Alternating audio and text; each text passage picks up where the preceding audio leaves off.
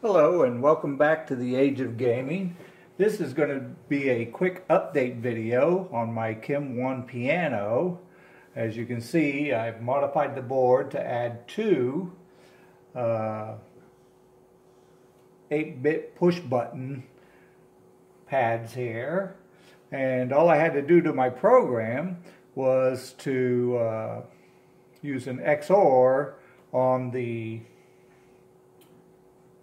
port A, all of the inputs here. So basically it's a 49 FF to XOR all 8 of these PA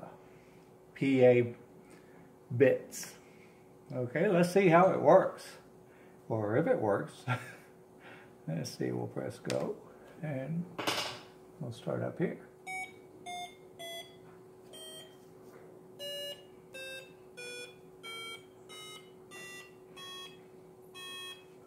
As you can see, these two 8-bit push button arrays take up a lot of board space, so I had to build a brand new board, and I couldn't attach my ribbon cable because there just wasn't enough room. So I took my own advice and used an alligator clip here with some wires running off of it, and it worked out perfectly.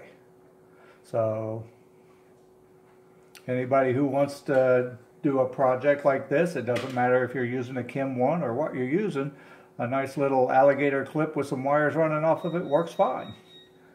Alright, well, that's it for now. I hope you enjoyed this update.